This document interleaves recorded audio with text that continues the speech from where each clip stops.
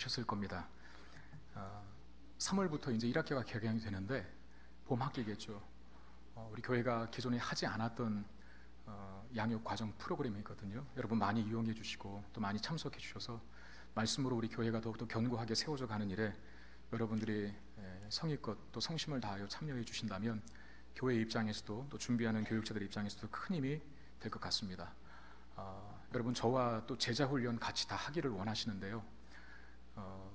양육 또 성장반 이 과정을 거쳐야만 이제 다음 자격 때에는 한 단계 한 단계 올라가서 이제 저와 함께 제자 훈련을 하고 또 이후에 사역 훈련을 하는 그런 코스를 저희들이 정했거든요. 그러니까 미리 해놓으시는 게 좋으실 겁니다.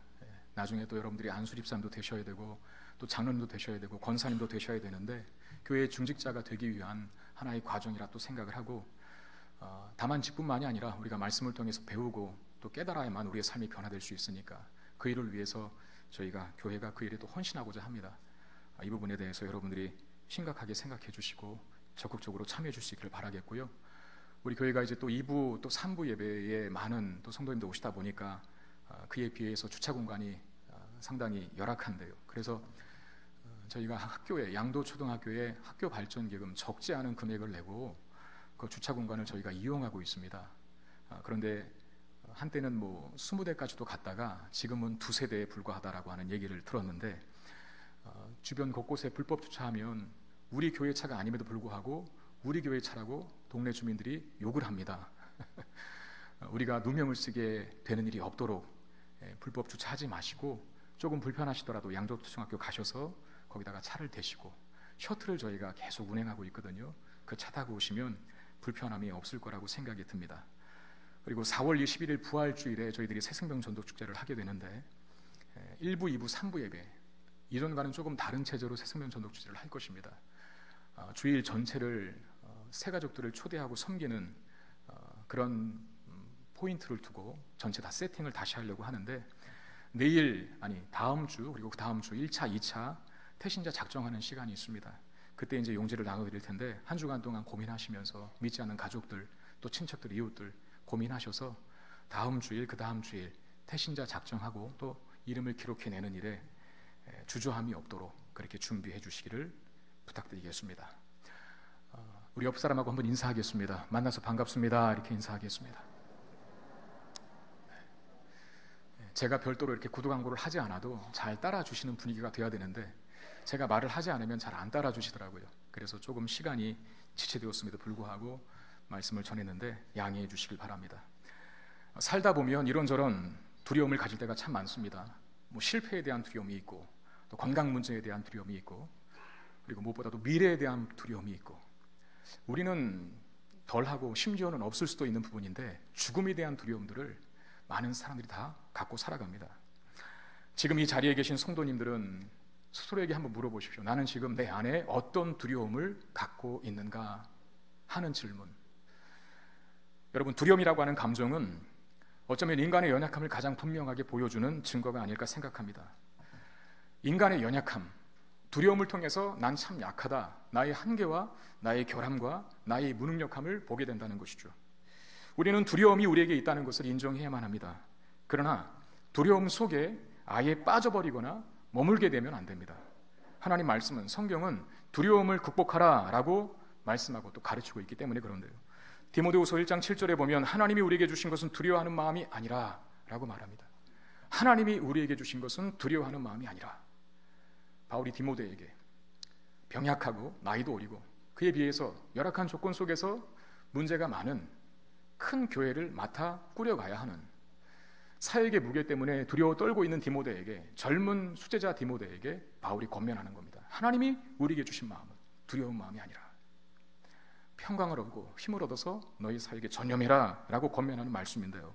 이 말씀에도 성경에는 두려워하지 말라라고 하는 이 하나님의 말씀이 무려 142회나 등장을 합니다. 두려움을 통해서 우리는 우리의 연약함을 확인하고 그러나 거기에 빠지지 말고 그 두려움에 머물지 말고 두려움이 우리에게 올 수 있다는 것을 인정하되 그 인정함을 통해서 나의 연약함을 보시고 나의 연약함과 나의 무능함을 인정함과 동시에 나를 붙드실, 나에게 힘을 주실 그 모든 두려움을 정복해 가실 하나님을 신뢰하라는 것이죠. 오늘 말씀을 통해서 우리 안에 있는 두려움이 사라지고 저와 여러분들의 심령 속에, 영혼 속에 주님께서 주시는 평강이, 이 평안함의 축복이 임하게 되기를 주의 이름으로 축원드립니다. 사울과 다윗 사이에 쫓기는 과정이 계속되고 있습니다. 사울의 추격을 피해서 다윗이 간 곳은 십광야 수풀이었습니다.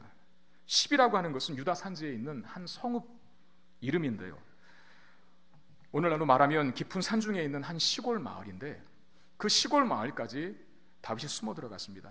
그리고 그 시골 마을 중에도 광야 깊은 곳 숲속으로 다윗이 피신해 있는 겁니다. 도망을 쳐서 숨어 지낸다는 것, 여러 번 말씀드리지만 상상을 초월하는 괴로움을 수반합니다. 그 일상생활이 불편한 건 뭐 두말하면 잔소리겠죠. 그리고 누군가에게 쫓기고 있다라고 하는 이 심리적인 중압감, 이 압박감이 얼마나 심신을 피곤하고 고통스럽게 만들겠습니까? 더욱이 지금의 시점에서 다윗은 마음의 커다란 상처까지 가지고 있는지 모릅니다. 블레셋의 공격으로부터 목숨을 걸고 도왔던 이 그일라 땅, 그 그일라 사람들이 다윗을 배신하고 다윗을 사울의 손에 넘기려고 했기 때문입니다. 목숨을 걸고 도와줘서 블레셋의 손으로부터 구원해 주었는데 은혜를 갚기는커녕 배신하여 다윗의 등에 칼을 꽂는 이 그일라 주민들의 아주 냉정한 그리고 비열한 태도 때문에 어쩌면 다윗은 지금 이 시점에 마음의 큰 상처까지도 가지고 있을지 모른다는 것이죠. 뿐만 아닙니다. 사울을 피해서 숨어 들어간 이 십당의 사람들이, 이 십성읍에 사는 주민들이 다윗의 행방을 사울에게 고발하게 되는 그런 위기까지 경험하는데, 오늘 본문 사무엘상 23장 19절 20절 말씀 보시면, 그때 십사람들이 기브야에 이르러 사울에게 나와 이르되 다윗이 우리와 함께 광야 남쪽 하길라산 숲을 요새에 숨지 아니하였나이까? 그러하온즉 왕은 내려오시기를 원하신 대로 내려오셔서 그를 왕의 손에 넘길 것이 우리의 의문이다 라고 말합니다. 십성읍의 광야 숲을까지 숨어 들어간 다윗을 십사람들이 사울에게 찾아가, 기브야에 거주하고 있는 사울에게 찾아가 그 행방을 쉽게 말하면 신고하는 겁니다. 그러면서 다윗의 행방을 당신에게 가르쳐주는 것이 우리의 책임이고 의무입니다 라고 말하기까지 숨어 들어간 곳 광야까지 갔고 숲을까지 갔는데, 시골 마을까지로 도망갔는데 그 역시 안전하지 못하다는 것이죠. 그야말로 다윗은, 그의 현실은 그가 숨어 지내고 있는 광야와도 같다는 것입니다. 여러분, 광야라는 것은 어디입니까? 죽음의 기운이 감돌고 맹수의 위협이 목숨을 위협하는 곳, 삶과 죽음의 기로에 서는 곳, 어두움이 있고 괴로움이 있고 슬픔이 있고 아픔이 있는 곳, 그것이 광야 아닙니까? 지금 다윗은 십광야 숲을 가운데 숨어 들어갔는데 그 속에서조차 사방팔방 대적들에게 포위되어 있는 위험천만한 지경에 빠지게 되었다는 것이죠. 바로 그 순간에 광야라고 하는 척박한 환경 속에서 심신이 고단해 있을 다윗에게, 이런저런 사람들의 배신과 고소로 인하여서 마음에 큰 응어리를 안고 있을 다윗에게 한 사람이 찾아오는데, 그가 누구냐면 바로 요나단이었습니다. 요나단은 다윗을 찾아와서 다윗을 위로하고 격려합니다. 16절 17절 말씀 보시면, 사울의 아들 요나단이 일어나 숲풀에 들어가서 다윗에게 이르러 그에게 하나님을 힘있게 의지하게 하였는데, 곧 요나단이 그에게 이르기를 두려워하지 말라. 내 아버지 사울의 손이 내게 미치지 못할 것이요 너는 이스라엘 왕이 되고 나는 내 다음이 될 것을 내 아버지 사울도 안다 하니라. 이제껏 요나단이 사울의 아들이었다라고 하는 설명을 성경 기자가 여러 번 했었어요. 그럼에도 불구하고 오늘 본문에서도 또 이 16절에서 사울의 아들 요나단이라 이렇게 말합니다. 사울의 아들 요나단이 할 수 없는 일을 하고 있다는 것을 강조하는 표현 아니겠습니까? 요나단은 다윗이 아니었다면 그는 자연스럽게 사울의 왕위를 물려받을 자였다는 겁니다. 다윗을 돕는 자가 아니라 오히려 사울과 연합하여 협공을 이루어 다윗을 공격해야 마땅한 사람이 바로 사울의 아들 요나단이었는데, 그가 다윗을 위로하기 위해서 위험한 곳을 자진해서 자처해서 들어갑니다. 그곳이 어디입니까? 다윗이 거하고 있는 숲을. 여러분, 숲이라고 하는 것은 단지 지명으로만 생각하지 마십시오. 다윗에게는 은신처고 도망가 있는 괴로움의 장소입니다. 괴로워하고 있을 그 다윗을 요나단이 직접 찾아갑니다. 요청도 안 했는데, 요구도 안 했는데, 어쩌면 요나단 자신도 다윗을 찾아가는 것은 목숨을 건 위험천만한 행동일 수 있어요. 왜? 사울은 지금 배는 게 없거든요. 눈에 다윗을 죽이는 일에 혈안이 되어 있고 다윗의 편을 드는 누구라도, 심지어 아들이라도 죽일 가능성이 농후한 상황 속에 있습니다. 그러므로 요나단이 수풀이라고 하는 힘든 곳, 어려운 곳, 괴로운 곳에 다윗을 찾아갔다는 것은 일반적인 상식으로는 이해되지 못할 일입니다. 그런데 사울의 아들인 요나단이 다윗을 찾아가고, 그리고 다윗을 거기서 위로하고 격려합니다. 제일 처음에 한 말이 뭡니까? 두려워하지 말라. 요나단이 다윗에게 가서 다윗에게 제일 처음 건넸던 말은 두려워하지 말라였습니다. 여러분, 여기서 우리가 1차적으로 확인해야 할 것이 뭡니까? 요나단은 다윗을 이해관계로 또는 힘의 논리나 힘의 우위로 대하고 있지 않다는 겁니다. 앞선 본문에 등장한 그일라 사람이라든지 아니면 오늘 본문에서 이 10사람들이 다윗을 사울에게 고발한 내용을 통해서 우리가 알 수 있는 건 뭡니까? 그게 세상이라는 거예요. 세상은 이해관계에 따라서 말과 행동을 달리하죠. 세상은 힘의 논리에 따라서, 힘의 우위에 따라서 내게 득이 되는가 해가 되는가, 내가 어느 편에 섰을 때 내가 안전한가를 고려하여서 자기 중심, 자기 입장에서 말, 판단, 행동을 나타내고 드러나게 돼 있어요. 무엇이 자신들에게 득이 되는지 아니면 해가 되는지에 따라서 판단하고 행동하고 처신하는 것, 세상 사람들은 그것을 일명 처세술이라고 하지 않습니까?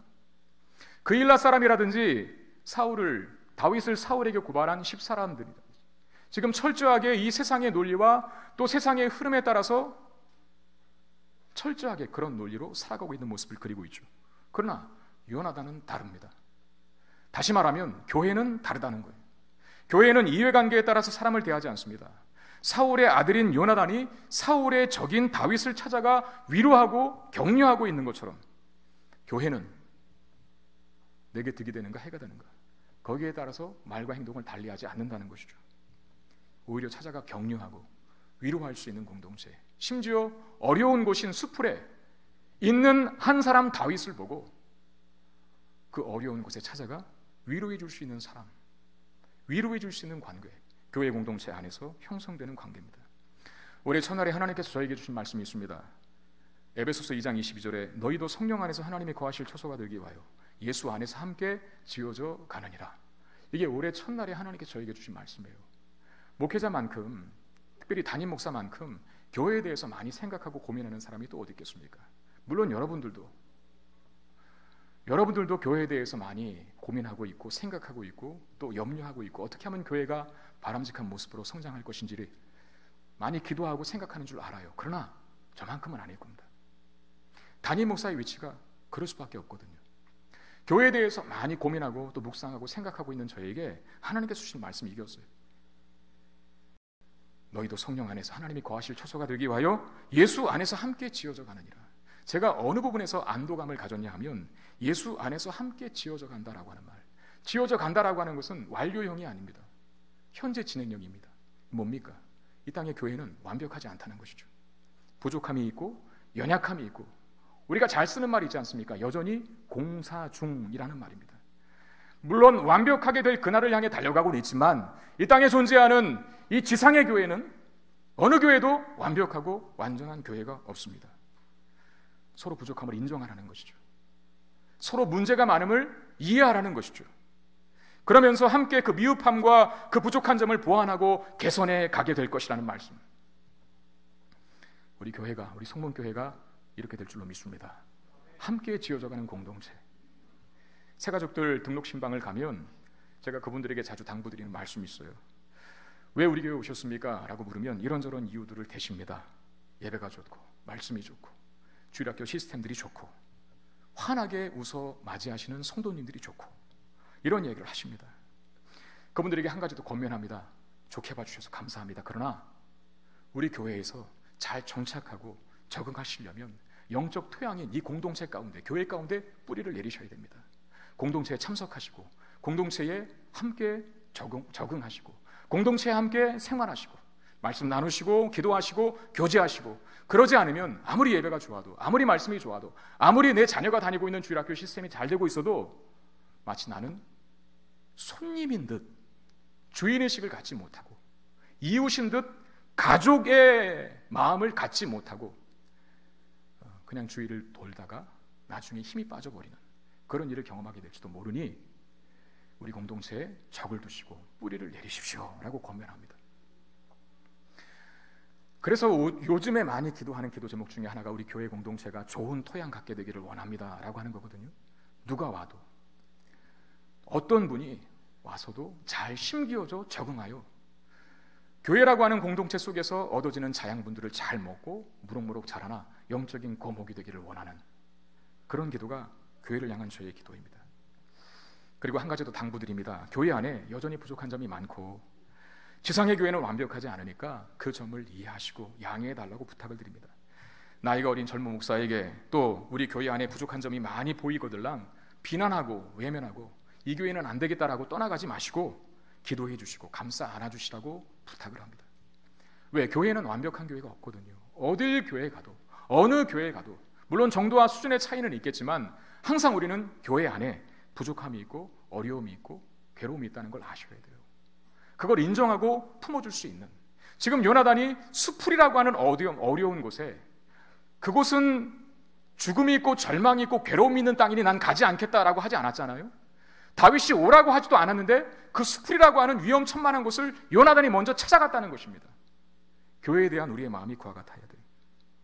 이 요나단과 다윗의 모습에서 참된 교회의 모습을 봅니다. 이해관계를 떠나서 힘들어하는 지체에게 요나단이 찾아와 격려하고 위로합니다. 수풀로 들어갑니다. 어렵고 힘든 현실을 사는 교회 공동체를 위로하고 격려합니다. 그러면서 이런 말도 함께 건네는데요. 너는 반드시 이스라엘의 왕이 될 것이다. 그러니 두려워하지 말고 힘내고 견뎌라 라고 말입니다. 여러분들이 교회가 서로를 격려하고 위로하는 공동체이기를 바랍니다. 무엇이 더 교회를 위한 일인지, 무엇이 더 교회를 사랑하는 일인지, 그러면 그걸 생각하고 우리가 교회 생활을 한다면 우리의 말과 행동은 더욱 향기가 나고 아름다워지게 될 것입니다. 시편 122편 6절에 이런 말씀이 있어요. 예루살렘을 위하여 평안을 구하라. 예루살렘을 사랑하는 자는 형통하리로다. 여러분, 이 예루살렘을 교회로 바꿔보십시오. 사실 교회거든요. 교회를 위하여 평안을 구하라. 교회를 사랑하는 자는 형통할 것이다. 우리 각 사람들이 다 교회입니다. 그 교회가 또 교회를 위해서 구하래요. 어떤 기도 제목을 갖고요? 평안을 구하랍니다. 교회가 평안해지기를, 교회가 아름답게 성장하기를, 교회가 견고하게 세워지기를 기도하는 자에게 그 평안의 복이 도로 임하게 된다는 것이죠. 형통함의 축복이 임하게 된다는 것이죠. 여러분, 우리 서로에게 하나님 마음으로 축복했으면 좋겠습니다. 우리 옆 사람하고 한번 그렇게 축복합시다. 두려워하지 마세요. 하나님이 이루실 것입니다. 여러분, 서로를 향한 이런 축복의 말들이 자주 오가게 되기를 바랍니다. 나가실 때도 인사하고 들어오실 때도 인사하고 밝게 웃어주시고 밝은 분위기가 연출되는 우리 성문교회 되기를 바랍니다. 사실 요나단이 다윗에게 해준 이 말, 너는 반드시 이스라엘의 왕이 될 것이다, 이 말은요, 다윗이 알까요 모를까요? 알죠. 다윗도 이미 알고 있어요. 자신이 이스라엘의 왕이 될 것을 알고 있어요. 왜? 다윗은 사무엘을 통해서 이미 기름 부음 받았고 또 이전에도 요나단을 통해서 여러 번 자신이 왕이 될 것을 확인받았기 때문에 그렇습니다. 그런데 다윗의 현실은 지금 다르죠. 왕이 될 것처럼 보이는 징조가 전무하다는 겁니다.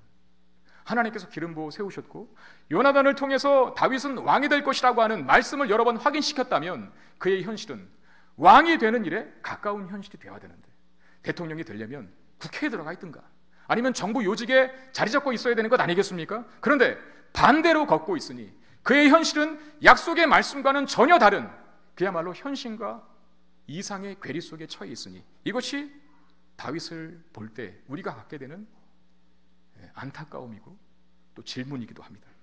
우리도 그렇지 않습니까? 우리도 현실과 이상이 다른 삶을 너무나 자주 경험합니다. 하나님은 우리에게 하나님의 자녀가 되는 권세를 주셨습니다. 그리고 믿는 자에게는 능치 못할 일이 없다는 약속도 주셨고, 구하면 주실 것이고 찾으면 찾을 것이고 두드리면 열릴 것이다 라고 하는 특권도 갖고 있는 사람들이 우리들입니다. 무엇보다 하나님이 우리를 날마다 우리 내면과 우리의 귓 속에 울려 퍼지게 들려주시는 말씀, 너는 나의 자녀고 내가 너를 사랑한다 말씀해 주십니다. 그런데 우리의 현실은 괴로움의 연속입니다. 가끔씩 드라마를 보면 저게 인생이구나 싶을 때가 있습니다. 주인공들이 문제를 만나요. 그러다가 어렵게 문제를 해결하고 또 행복과 평온을 찾는 듯 보입니다. 그러나 그것도 잠시, 또 다른 문제가 불거지고, 그리고 울고불고 중내산에 난리를 치다가 극적으로 또 해결됩니다. 그리고 또 문제가 찾아옵니다. 드라마의 패턴입니다. 맞죠? 여러분들은 거룩한 성도님들이야 성경책만 보고 기도만 하시니 드라마는 저만 봅니다. 드라마가 다 그래요. 하나의 위기가 해결되면 또 위기가 찾아오고, 그 위기가 해결되면 또 위기가 찾아오고. 근데요, 물론 작가가 드라마 대본을 쓰죠. 극본을 쓰는 것 아니겠습니까? 그런데 작가가 없는 것, 아예 모르는 걸 쓰지는 않습니다. 인생사 살아가는 동안에 경험했던 일, 또 경험된 일, 또 경험될 수 있는 일을 쓰는 거예요. 그러니 드라마를 보면서 제가 얻는 깨달음, 저게 인생이구나 하는 거죠. 사실 그것이 우리의 현실이기도 한 것 아닙니까? 우리의 현실.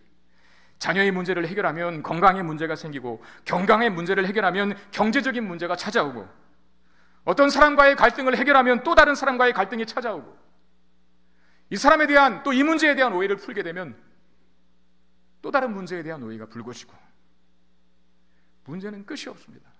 우리가 살아가는 인생사, 그야말로 첩첩산중일 때가 많습니다. 여러분, 우리의 현실이 이러함에도 불구하고 하나님은 자꾸 저와 여러분들의 귀에다 대고 말씀하시는 거예요. 넌 보배롭고 존귀한 존재야. 넌 부유한 자야. 나를 소유하고 있으니 너를 이길 힘과 능력을 가진 건 없어. 내가 너를 보호하고 안전하게 지켜줄 거야. 너의 미래를 위해 걱정하지 마라. 너의 미래는 내가 책임진다. 무엇보다 넌 나의 자녀이기 때문에 그래 라고 하나님께서 말씀하시거든요. 교회만 오면 다 듣는 이야기가 그런 말 아닙니까? 근데 여러분, 그런 말씀이 우리에게 들려질 때 어떤 사람에게는 그 말이 참 큰 위로가 되고 힘이 되는 반면에, 어떤 사람에게는, 죄송합니다 제가 이런 표현 써서, 굉장히 짜증스럽고 불쾌하게 들릴 때가 있어요. 왜? 전자는 현실과 이상의 괴리를 제거했기 때문이고, 후자는 현실과 이상의 괴리를 여전히 남겨두고 있기 때문에 그렇습니다. 내 괴로운 현실과 내 삶의 지금 모습을 너도 보고 있다면 그 말이 나오나 생각해봐라 하는 거죠. 하나님 날 사랑한다고? 사랑하면 왜 이런 현실을 줘? 내가 보배롭고 존귀한 하나님의 자녀라고? 그러면 왜 난 이렇게 지지리도 어렵고 힘들고 가난하게 사냐?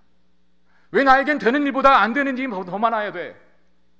이 현실과, 즉 내가 경험하고 있는 괴로운 현실, 그리고 하나님 약속의 말씀이라고 하는 넌 보배롭고 존귀한 존재야, 내가 너의 미래를 책임져, 내가 너의 삶의 주권자야라고 하는 이 약속과 이상, 이 갭을, 이 차이를, 이 괴리를 여전히 크게 두고 있기 때문에 그런 위로와 그런 격려의 메시지가 짜증스럽고 불쾌하게 들리는 거예요. 그럼 무엇이 현실과 이상의 괴리를 제거해 주는 겁니까? 이상대로, 하나님의 약속의 말씀대로 현실을 능력 있게 살게 하는 그 삶은 무엇을 통해 가능할까요? 히브리서 11장 1절 2절 말씀입니다. 믿음은 바라는 것들의 실상이요 보지 못하는 것들의 증언이니 선진들이 이로써 증거를 얻었느니라 라고 말씀합니다. 여러분, 답이 나왔죠? 이상과 현실의 괴리를 없애주는 것은 무엇입니까? 믿음입니다. 믿음. 다윗은 요나단의 이 말, 너는 반드시 이스라엘의 왕이 될 것이다 라고 하는 이 말에 다윗이 큰 힘을 얻었어요. 위로를 받고 있습니다. 16절 말씀해 보시면 다윗에게 이르러 그에게 하나님을 힘있게 의지하게 하였다라고 되어 있습니다. 요나단이 가서 두려워하지 말라. 너는 이스라엘의 왕이 될 것이요. 나도 알고 내 아버지도 사실은 알고 있다 라고 하는 그 말에 다윗이 위로를 받았다는 거예요. 격려를 받았다는 거예요. 힘을 내었다는 거예요. 야, 내 꼴을 보고 말해.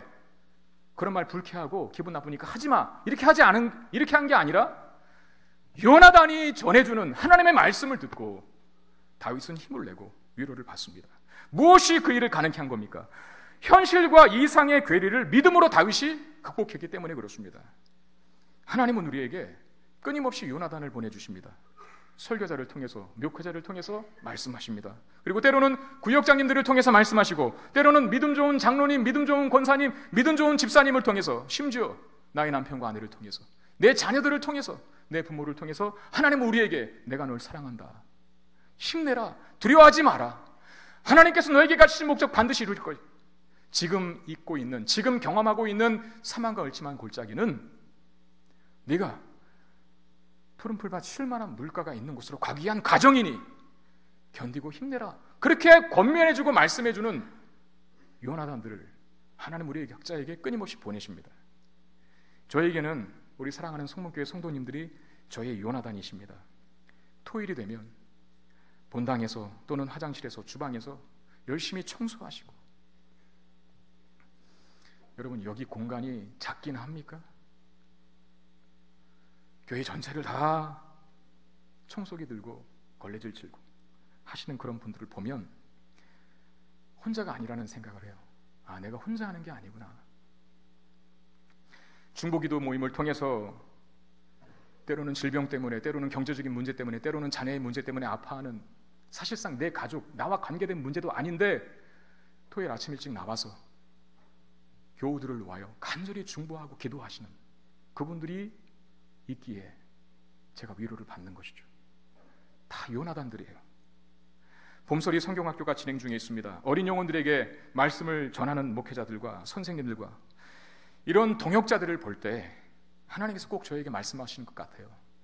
내가 너와 함께한다. 너 혼자 하는 일이 아니라 내가 너와 함께한다라고 말씀해 주신 것 같습니다.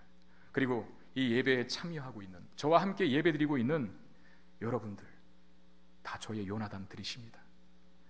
부족하고 또 연약하여 때로는 실수도 많은데 이 부족한 종의 음성을 통하여 전달되는 이 설교의 말씀을 하나님 말씀으로 믿고 경청해 주시는 여러분들이 저에게는 요나단들이십니다. 이렇게 아멘까지도 해주시는 분이 계시게 저는 참 힘이 됩니다. 때로는 제가 분위기 전환 해보겠다고 별 웃기지도 않은 이야기를 가끔씩 설교 중간에 할 때가 있는데 유머하겠다고 그렇게 별로 웃기지도 않은 이야기인데 크게 웃어주시는, 목사님 무안하실까봐 웃기지도 않은데 웃어주시는 여러분들이 저의 요나단이십니다. 여러분, 하나님은 이렇게 우리를 위로하고 격려하십니다. 근데 단서가 있어요. 조건이 있어요. 하나님 우리에게 끊임없이 요나단들을 보내주셔서 위로하시고 격려하시고 내가 널 사랑한다, 내가 너의 앞길을 책임진다, 두려워하지 마라, 걱정하지 마라 말씀해 주시는데 우리 편에서는 그 말씀이 내게 진정한 위로와 격려가 되기 위해서 필요한 게 있는 게 뭡니까? 믿음입니다. 믿음. 12해를 혈루증 걸려서 아파하는 신음했던 한 여인의 이야기를 다 아실 것입니다. 마태, 마가, 누가복음에 다 기록되어 있어요. 이 사건이 중요한 사건이라는 뜻이겠죠. 혈루증이라고 하는 것은 유출병으로서 그 당시에 부정한 병에 속하는 질병이었습니다. 격리조치합니다. 사회적으로 소외된, 격리당한 그런 외롭고 초절한 고통 속에 아파야 하는 그런 병을 가진 여인, 12년 동안 그 혈루증을 앓았다는 것은 뭡니까? 가산을 다 탕진했고 온갖 치료 방법을 다 동원했지만 아무것도 개선된 것이 없는, 그래서 목숨만 연명하고 있는 그 여인의 절망적인 상태를 의미하겠죠. 어느 날 그 여인에게 예수님께서 동네로 지나간다는 소식을 듣게 됩니다. 수많은 사람들이, 그야말로 지저스 크라이스트 슈퍼스타처럼 많은 사람들이 예수 그리스도를 추앙하고 따르고 있는 그 시점에 부정한 여인이 발각되면 크게 처벌을 받을 수도 있는 그 위험천만한 일을 하는데 수많은 사람들을 헤집고 나아가서 끝내 예수 그리스도의 옷자락을 만지게 되었다는 거예요. 예수님이 물으시죠. 제자들에게 누가 내 몸에 손을 댔느냐? 제자들이 퉁명스럽게 대답합니다. 지금 이렇게 수많은 사람들이 운집하여서 당신의 몸에 손을 대고 있는 걸 몰라서 하시는 물음이십니까? 지금 이렇게 많은 사람들이 당신을 애워싸고 있는데 누가 내 몸에 손을 대다니요? 그걸 어떻게 합니까? 예수님의 질문은 뭐였어요? 많은 무리들이 자신의 몸에 손을 대고는 있지만 특별한 터치가 있었다는 거예요. 예수 그리스도의 능력이 나갈 만큼의 특별한 터치. 많은 무리가 예수님의 몸에 손을 대었겠지만 아무 의미 없는 터치였습니다. 그러나 한 여인의 터치는 예수 그리스도께 가지고 있는, 예수 그리스도께서 가지고 계시는 그 능력이 나가 그 여인의 병을 치료할 정도의 터치였다는 것이죠. 접촉이었다는 것이죠. 어떤 접촉이었습니까? 바로 믿음의 접촉이었다는 거예요. 믿음을 가진 접촉. 여러분, 믿음으로 약속의 말씀을 듣고 아멘으로 화답하고 마음에 새기는 사람과 그렇지 않고 그냥 맹맹하게 그리고 냉랭하게 이 시간 보내다가 나가시는 사람과 한 주간의 삶을 누가 더 잘 살아갈 수 있겠습니까? 저는 여러분 모두가 다 믿음으로 하나님의 약속의 말씀을 가슴속에 새길 수 있게 되기를 바랍니다. 그 자가 능력 있게 사는 거예요. 집에 좋은 가전제품, 전자제품이 있으면 뭐래요? 그 플러그를 콘센트에 꽂아야 가동이 되는 것 아닙니까? 그 꽂는 것이 뭡니까? 믿음이라는 거예요. 우리는 승리의 영광, 승리와 영광, 그리고 완성된 천국이 주어질 것이라는 약속을 갖고 있습니다. 그리고 그 약속의 성취를, 약속이 다만 약속일 뿐만 아니라 그 약속은 언젠가 반드시 성취될 것이라고 하는 그런 보장을 받은 자로 이 땅에 존재합니다. 그러나 동시에 이 땅의 현실은 괴로울 수 있습니다. 답답할 수 있습니다. 약속과는 정반대의 상황에 우리가 놓일 수도 있습니다. 그야말로 현실과 이상의 괴리를 너무나 크게 실감할 수도 있습니다. 그 문제의 대안이 뭐겠습니까? 바로 믿음입니다. 하나님의 약속을 오늘의 현실에 끌어당겨 사용하는 실력, 이게 뭐냐면 바로 믿음입니다. 현실과 이상, 고통스러운 상황과 영광스러운 약속을 연결하는 다리, 그게 바로 믿음입니다. 그러므로 믿는 자는, 하나님의 약속의 말씀을 믿음으로 받는 자는 현실을 이깁니다. 최악의 상황도 이길 힘을 얻고 울 수밖에 없는 상황 속에서도 웃을 수 있고 죽는 것밖에는 달리 답이 없는 상황 속에서도 살 수 있다고 희망을 노래할 수 있는 자들이 바로 믿음을 가진 자들이죠. 저와 여러분들에게 이 믿음이 있게 되기를 주의 이름으로 축원드립니다. 그 믿음이 뭘 만들어내는지를 한번 보십시오. 26절, 사울이 산 이쪽으로 가매 다윗과 그의 사람들은 산 저쪽으로 가며 다윗이 사울을 두려워하여 급히 피하라 하였으니 이는 사울과 그의 사람들이 다윗과 그의 사람들을 애워싸고 잡으려 함이더라라고 말합니다. 사울이 산 이쪽으로 가면 다윗은 산 서쪽으로 도망을 합니다. 사울의 추격 때문에 다윗이 황급히 도주를 하고 급기야 다윗을 생포하기 직전의 상황까지 놓이게 된 거예요. 이 본문에 보면 이제 다윗의 운도 다한 것 같아요. 더 이상 방법이 없습니다. 과연 하나님이 이 상황에서 어떤 도움을 주실 수 있을까 궁금할 정도입니다. 천사가 내려와서 사울이 목을 치기 전까지는 아무런 대안과 대책이 없는 그야말로 절체절명의 위기의 순간에 처해져 있죠. 바로 그때 사울에게 전령이 도착하는데 그가 사울에게 황급히 전한 소식은 뭡니까? 블레셋이 이스라엘을 쳐들어왔다는 소식이었어요. 27절 28절에 보면 전령이 사울에게 와서 이르되 급히 오소서 블레셋 사람들이 땅을 침노하나이다. 이에 사울이 다윗 뒤쪽 길을 그치고 돌아와 블레셋 사람들을 치러 갔으므로 그곳을 셀라 하만 그곳이라 칭하니라 그랬습니다. 여러분, 블레셋은 이스라엘의 숙적입니다. 블레셋이 쳐들어왔다는 소식은 분명 이스라엘에게는 불행한 일입니다. 블레셋은 또한 다윗에게도 원수입니다. 그런데 지금 이 순간에는 블레셋이 다윗의 구원의 소식이 되고 있어요. 왜냐하면 그 일 때문에 사울이 다윗을 쫓는 일을 중단하고 돌아갔기 때문이죠. 참 타이밍도 절묘하지 않습니까? 마침 그 순간에 어디서 이런 생각을 하셨나요? 누가 이런 생각을 합니까? 하나님이 하신 일이라고 밖에 답을 내릴 수 없습니다. 우연의 일치가 아닙니다. 적을 들어서라도 다윗을 구원하시는 하나님, 다윗에게 갇힌 목적과 다윗에게 하신 약속을 반드시 이루시고야 마시겠다라고는 하나님의 충만한 의지, 적군인 블레셋을 통하여서도 다윗을 구원하시는 하나님을 우리에게 보여주심으로 드러내고 있다는 거죠. 다윗을 지키시고 보호하시고 다윗에게 한 약속을 반드시 성취하고야 말겠다라고 하는 하나님의 결심이 이 사건 속에서 보여지는 겁니다. 여러분, 우리가 믿는 하나님이 바로 이런 하나님이십니다. 공중의 새들을 먹이시고 드레핀 백합화를 자라게 하시고 들풀도 입히시는 하나님이 우리 하나님이십니다. 그런 하나님이 여러분, 공중의 새들보다 드레핀 백합화보다 그 풀이 거기 있었는지 없었는지조차 기억조차 하지 못할, 누구에게도 관심 받지 못하는 그 들풀보다 귀한 존재인 우리를 귀하게 여기시지 않겠습니까? 하나님은 우리를 위하십니다. 하나님은 우리를 위하십니다. 여러분, 이 하나님을 의지하고 믿으시기를 바랍니다.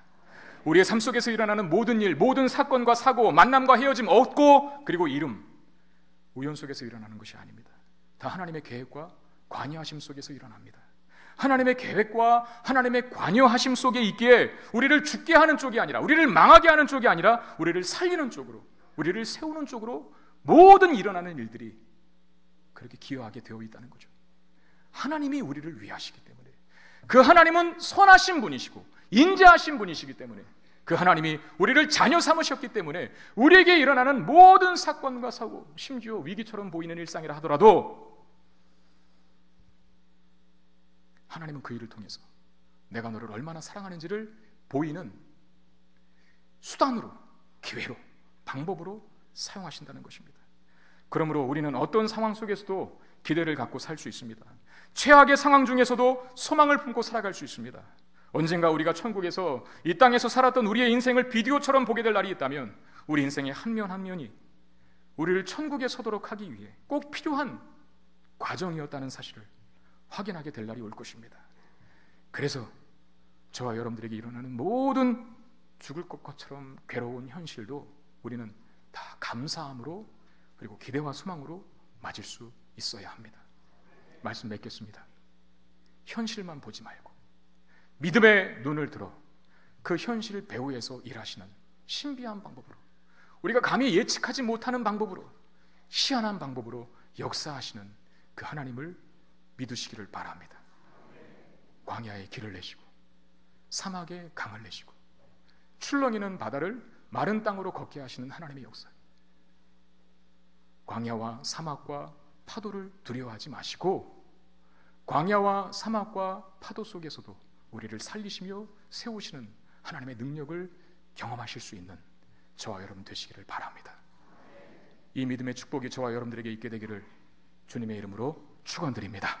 기도하겠습니다. 하나님, 은혜와 사랑을 감사드립니다. 이 주일날 아침 우리에게 주신 말씀 붙들기를 원합니다. 수많은 메시지로 우리를 위로하시고 격려하시며 내가 너를 사랑한다, 내가 너를 지키고 보호한다,